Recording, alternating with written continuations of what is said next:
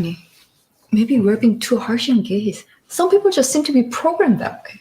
Oh!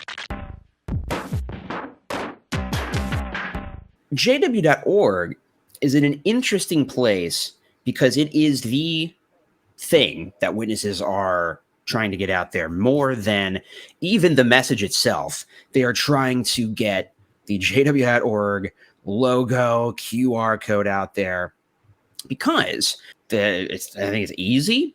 And on JW.org, they get to ostensibly control their messaging. They don't have to worry about a witness messing up something, not getting the doctrine exactly right, or, fumbling in response to a question of opposition, or being exposed to, a householder who actually wants to present apostate information to them, or something they read in the news. The more they plug JW.org, the more they don't have to actually rely on witnesses to get out the witness message, to the point where witnesses are encouraged, instead of getting into a long conversation, to just show a video from the website. Let's get into what I see as maybe a problem, but spoiler alert, might be what they're going for a little bit with JW.org.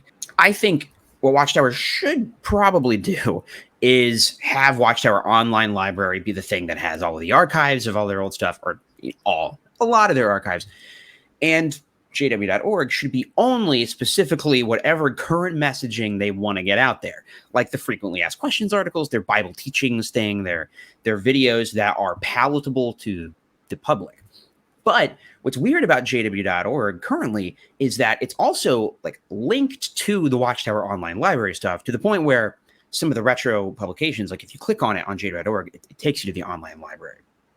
And this has interesting implications because if we look at this, for example, and we search for homosexuality, the first two things that come up are things that they, specifically tailored to the website. Young People Ask article and a Bible Questions Answered. And make no mistake, these things are homophobic as well. They're really, really gross, and we can look at these. But if you scroll down to the third thing, an epidemic of homosexuals. An epidemic of homosexuals. In 1970, Dr. Charles W.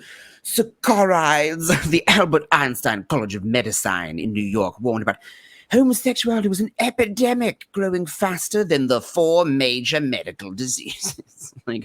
Whoa, holy cow. That's the third search result, is an awake from 1983. The fourth thing, masturbation and homosexuality, from your youth getting the best out of it. Literally an old light publication that you cannot order. Witnesses are, the literature servants had to destroy this one. A 1970s Watchtower.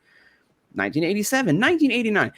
This is not the most current light of modern articles written by Watchtower are very selective in how they talk about this stuff, to the point where, and I think I talked about this in the video I did last year about why their homophobia is killing the religion. The more recent Watchtowers sometimes will even they'll avoid the word homosexuality or gay marriage, and they will talk about how we need to worry about the destruction of the institution of marriage. Now, they don't need to say gay in that, they're like Floridians. They don't need to say gay. Everyone just knows what they mean, right?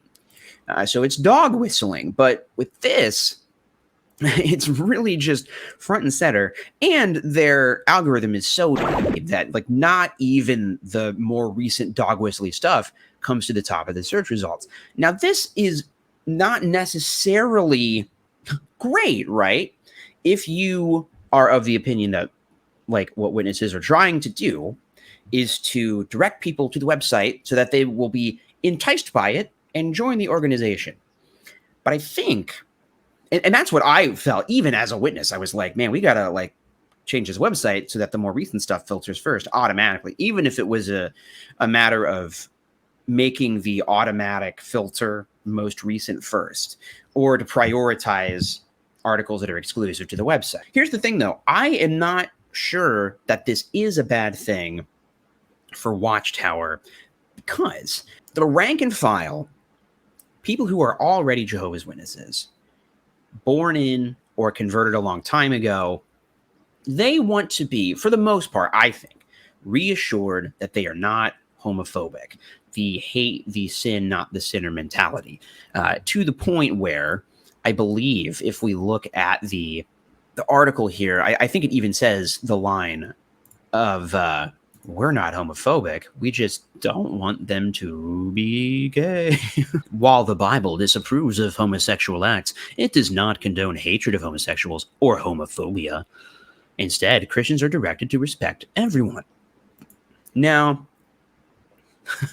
my first note would be for Watchtower to put this at the very top. You just move this paragraph to be the first paragraph, because most people glancing at the website are only going to look at the first thing that's said in the first search result anyway, like they do with any search result. So this is the line that I know I, for a while, was happy with as a witness. I was like, okay, look, it says here in writing, I am not homophobic. Whew. I'm in the clear. I don't have to worry about that anymore. I think they want the rank and file to have that reassurance. However, there is a large market, an ever shrinking but ever vocal market of people who are loudly and proudly homophobic, transphobic, anti-LGBTQ. I mean, they literally believe that gay people deserve to die, and the governing body believes they'll be the ones killing them. Like, great point, too.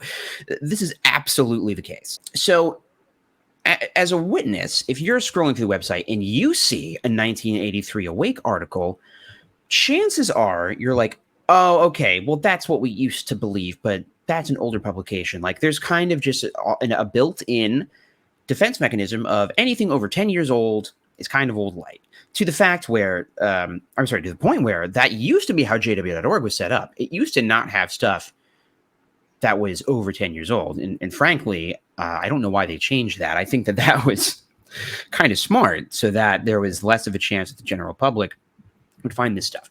Except they might be actively trying to appeal to this group, right? By necessity. Somebody genuinely who has no background in the witnesses needs to be on board with homophobia. Like, they need to either be passively disinterested or not bothered by it, or like, I don't know, who's to say, or they need to actually hate gay people.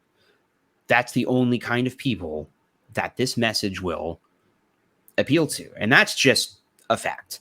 The first thing that anybody's going to do if they start studying, even if they're like, ooh, I find this paradise message really appealing, anybody who cares about this, who is an ally or who is gay, is going to say, okay, well, what's your stance on LGBTQ issues? Because obviously Christian religions kind of have a rocky history, to the point where, like, if it's a more progressive church, they're going to put that like on the first page. They might even have like a pride flag, have their logo and, in rainbow colors and stuff. Legit though, this is kind of the free pass that you're given as a witness. Like, I don't want to believe that, so it's expired.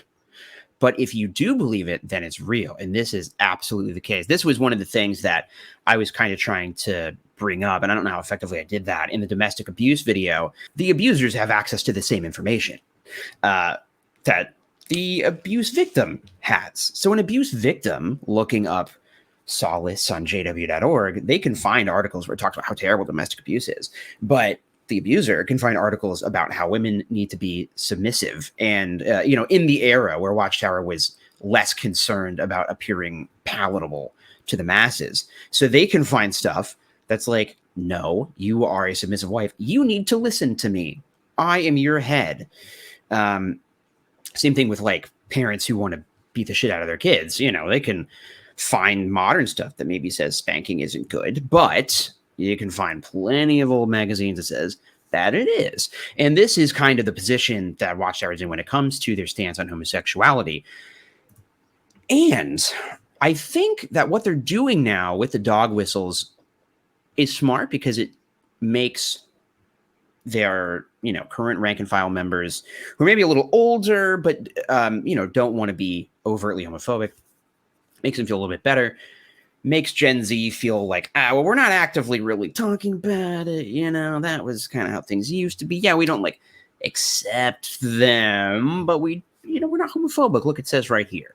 At the same time, though, where is the vast majority of the growth in the organization happening? It's not in the United States. It's not in Canada. It's not in the UK. It's not in Australia. It's not in these, westernized nations where Watchtower began to take off and where that world headquarters is. It's not where the leadership resides. The majority of the growth is happening in areas where there is not as much progressive attitudes towards non-straights. The majority of their growth is happening in places where homophobia is more acceptable. And so by that metric, it might not actually be such a bad thing for Watchtower that these results are towards the top of the page, because they can say, plausible deniability. So there's a couple moments in the Wife of Lot video where you get the example of how you're supposed to respond to allegations of being homophobic. And the good example, much like the good example that Watchtower gave to its media reps for responding to bad press, is like cringy and bad, and would be the bad example if they had any sense at all. So I want to look at this. There's the specific, there's like 2 moments. Okay, let us cringe. Brothers and sisters, let us bow our heads and cringe. The Williams could make it. Yeah, it was pretty nice. Yeah, that's pretty nice. Good time too. Yeah. It's a little quiet. But it's just the audio Anna's on the home. website. Hi. Hey. It's customary to take our shoes off, so. Oh, okay. Hey, Kevin's here too. It's Hello, so interesting guys. to me. This is a very minor point, but they try and make them look worldly, because usually even in the publications, like, worldly people wear jeans, witnesses wear khakis, and so forth. That's just always how it is. But their worldly people are dressed so modestly, like not a hint of cleavage. Their hair is perfectly styled and still short. What's the most rebellious thing we're seeing here? A necklace, a denim jacket. It's like, even when they're trying to say like worldly people wear necklaces, worldly people don't just wear jeans, but a jean vest. And ooh, good point. This guy's shirt is tight. That means gay, because the only people who find men attractive are other men, as we know. The male body is only attractive to gay men. Oh, that bothered me so much. Yes, and oh my God, she's worldly. She's a woman, and her hair is short. Get out of town. And the clothing is dark. The metrosexual look. Yeah. If you take care of yourself and look nice, you're a metrosexual, which is so funny because witness men are the most metrosexual men of any guys. Like, they all have like hair gel and like perfectly clean shaven at all times, perfectly tailored suits, Anyway, I don't think metrosexuals really. I mean, is that a thing? I feel like I only hear that talked about by witnesses and comedians in the late 90s. I feel like they're the only ones carrying that torch. I know Kevin, but who are your friends, Anna? Oh yeah, Mom, Dad, this is Tess and Eric. We're in the same intern program. Nice to meet you all. And the How many daughter do is you have now to wearing a leather jacket. Red flag. Parents, is your son or daughter wearing a leather jacket? They might just be on the highway to Armageddon, to driving straight into a meteorite as it is thrust down from the very hips of angelic Anthony Morris. I'm imagining he just like spiked a comet up to himself and then like humped it down to the earth. I guess that was the scenario that I made up in my mind for Armageddon. Anna, come here. Would you like something to eat or drink? Anna, you missed dinner with Brother Williams tonight. And your friend from the North congregation, she came too. What happened? Dad, I know, but we had Pay to attention work to this guy's late. tone, by the I way. sent Mom a text. Everything's like, Anna, I was trying to do something spiritually encouraging for the family. We're worried about you, honey. Okay, Dad, I'm sorry, but it's no big deal. It's just that the new medication we're working on, it goes to market soon. It's really important. It could does save sound really people's important. lives. No big deal. Anna, first of all, you know only God's kingdom will solve our problems. Oh my God. This isn't even the homophobic part of it, but Jesus Christ. Imagine if every scientist had that mentality like, well, I could work on this new medication that could cure a disease, but Brother Williams is in town, so I better go to his talk where he's going to say the same things that I've heard a gajillion times. Why fucking bother trying to make life better now? It'll all be fixed later. These kids, your work, You know what's amazing is that it's giving away evangelicals what's most important. have the same Dad, mentality, but they these still kids vote. are on my team, and they understand what I'm working on. The brothers don't. It's way over their heads. Anna, True. Based. don't you see they're changing? Anna Would is you killing it. relax? Just go talk to them, okay?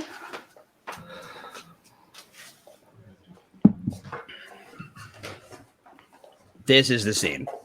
You know, Capital I T, really capital want to S, apologize to both of you. It's my fault, Anne. Dude's hot as hell, by the way. This guy's look kind of rule. So, yes, this scene, she's like, you don't even know my friends. You should talk to them. And her friends are really nice and respectful. And the dad is a total dick. Anna's late today. I asked the entire team to work overtime so we could get caught up on schedule. But just to let you know, she's doing really good. And we really do enjoy having her on the team. Okay, thank you. Okay, No, thank not you. just that, she's working with some good people. Tess and Eric, they're some of the best up-and-coming talents we have in the field. This is so nice. This is so above and beyond kind for a worldly person to do this and just like try and be like, if we just meet your parents and just tell them, you know, like we're nice, we're normal, you know, then they can't otherize us. And like for Watchtower, they're like, don't be tricked by this niceness. Don't be tricked by modern medicine, a thing that we do believe in love unless it's a blood transfusion, by the way. Parents must be really proud of you. Well, my moms are both really proud of me. I was raised by The way he's like, what? Metal Gear Solid, bring alert over his head. Well, my moms are both really proud of me. Oh my God, guys, I just noticed she has a tattoo behind her ear. Frankly, pretty cool tattoo. This look really works for this sister. It's kind of a shame that she's only wearing it as a costume for this drama to portray an annoying child of gay ladies. And, you know, life partners. Oh, Yes.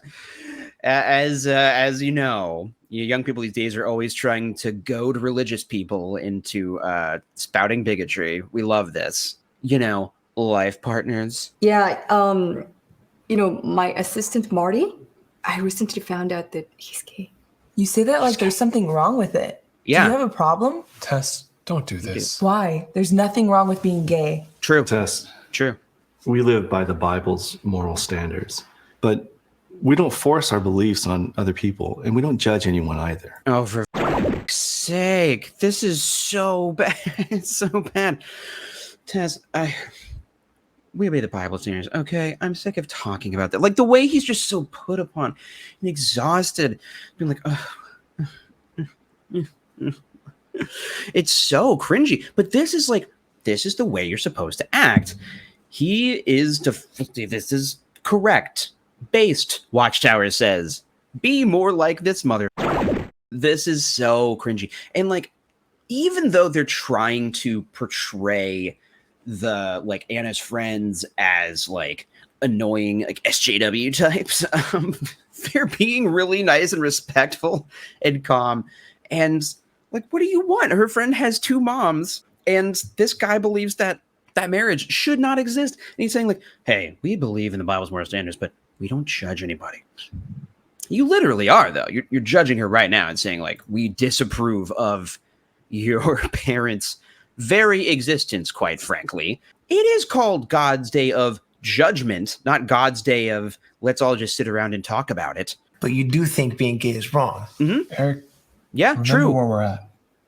Well, we believe there are standards of right and wrong that we Yes. should live by. And the thing that's And God's wrong word is says being- that sex is meant to be between a man and a woman who are married to each other. Look, I don't mean to be rude, sir, but the world has changed. Honey, maybe we're being too harsh on gays. Some people just seem to be programmed that way.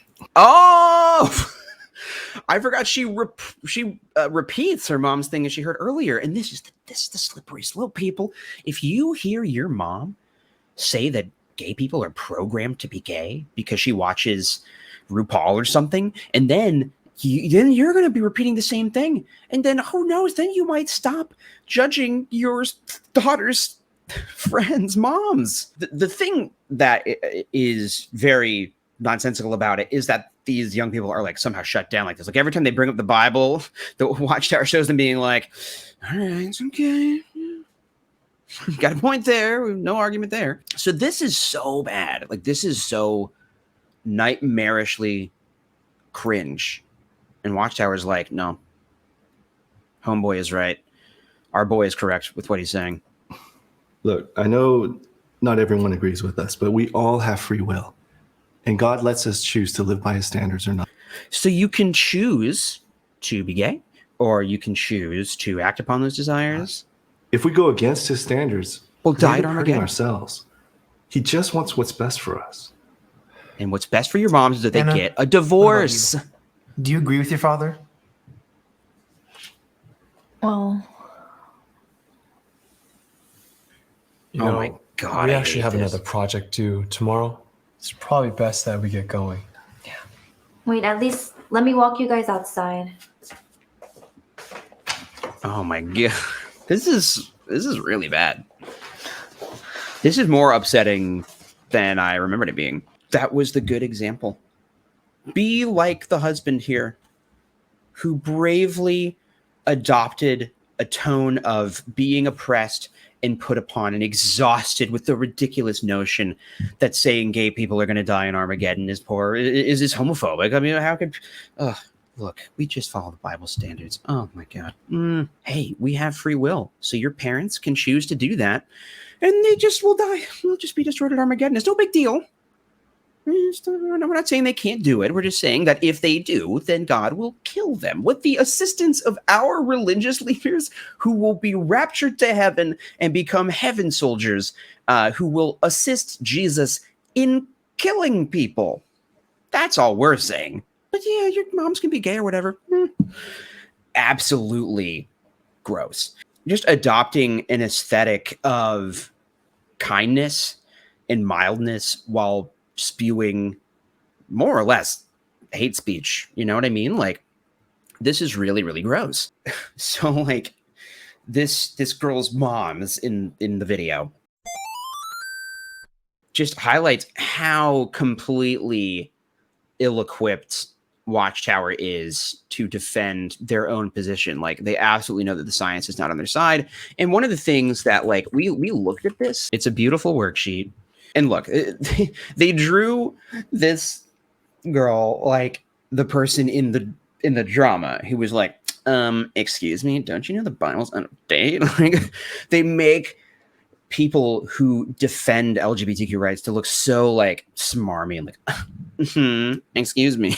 It's so cringy. And like, this is how you know it's just propaganda, right? Because they are presenting their adversaries in the absolute most literally cartoony light, literally making them cartoons, giving them arguments that are, you know, not fleshed out. And I don't want to dwell on this too much because we did look at it. We looked at it on a previous stream. But sometimes when people say that the Bible is out of date, what they really mean is that its standards differ from theirs. Its standards aren't bad. They're just different from yours. Okay? Are you saying that you know better than the Bible? Do you think that the person you're talking with feels that all Bible standards are outdated, including prohibition of theft, adultery, and murder? You see, it's impossible to think that some things about it are good and some things about it are bad. No.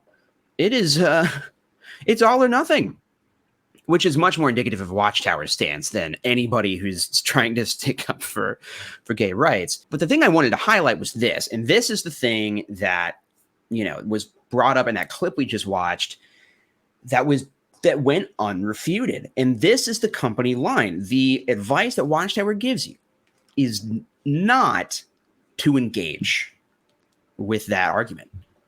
They don't have an argument, so don't bother. And it's because they know that they are wrong. They have had many people in their ranks tell them that they're wrong about this. There are a lot of closeted gay Bethelites or people who are disfellowshipped because they're gay. Like the sheer multitude of it and the science and like sociological research that has happened, like Watchtower knows they're wrong. If there was a study that said they were right, they would cite it until the cows come home, but they don't do that.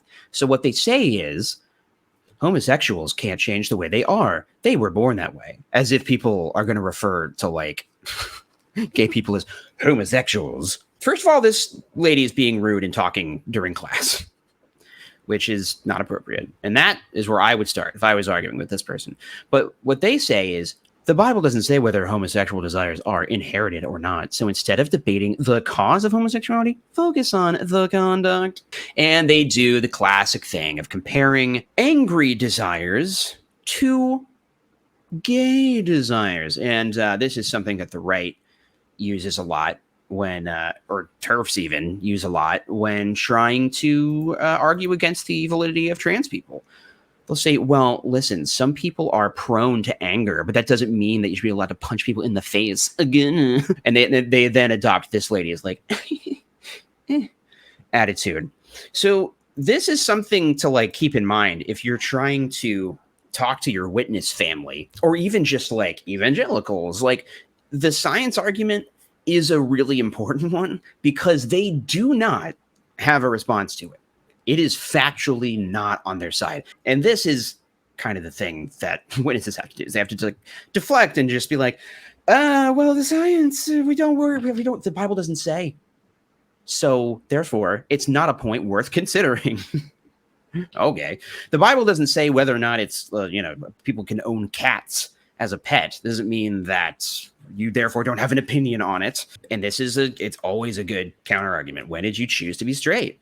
Why can you consciously choose who you're attracted to? And if you could choose, why would you choose the thing that's going to get you, ostracized and compromise your ability to get health care and increases the likelihood that violence will be committed against you due to bigoted hate groups and stuff? Like, there's no good argument against it, which is why they're like, don't do that. In fact, I do declare that this argument is in the first search result for homosexuality on the website.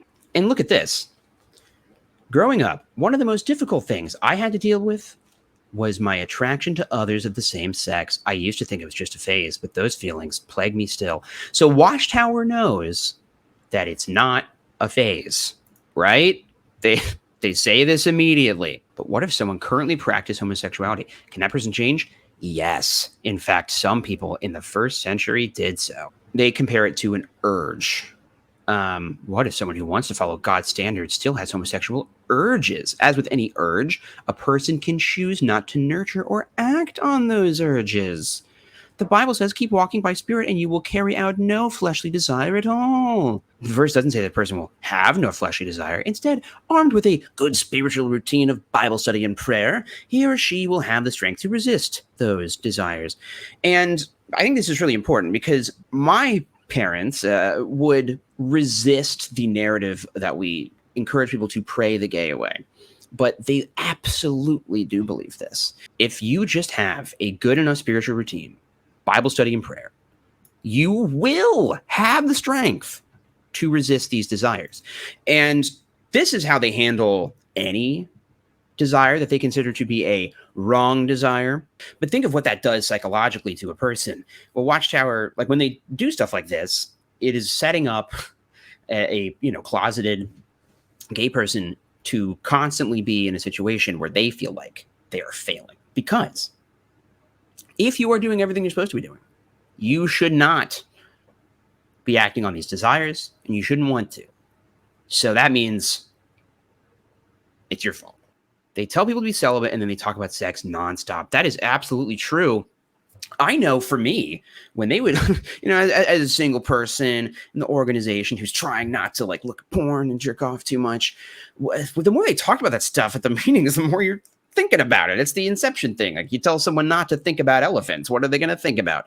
Elephants. And that serves, whether or not they would admit this or whether or not they're aware of it, that serves their purpose, because the more you can set up an impossible standard for people, the more they will not follow it and then feel guilty and shitty, and they will feel tied to the organization. The lower a person's self-worth is, the less they will feel that they can thrive without the organization, the more reliant on it they become. You know, it is important for Watchtower that people hate themselves, not just gay people or trans people. It's everybody. Every prayer at the meeting is like, Jehovah, thank you for loving us, even though we are dust. We are imperfect sinners. We know that we go against you every day, and we're no better than a common banana peel on the street. We deserve to be demolished by semi-trucks until we're unrecognizable mush. And then eventually we, a construction worker with a drill comes in and removes that part of the street, and people take a shit in the pothole. We're nothing. Everything is about reminding us that we are dust and that we're nothing and that we're shit in a pothole. That analogy got away from me. I'm going to be honest with you. I don't think anybody noticed, but it did. Yes, same. That's what all my prayers were. It's like, oh my God, I suck so much and I'm always failing. Thank you so much for loving me, even though I don't deserve it.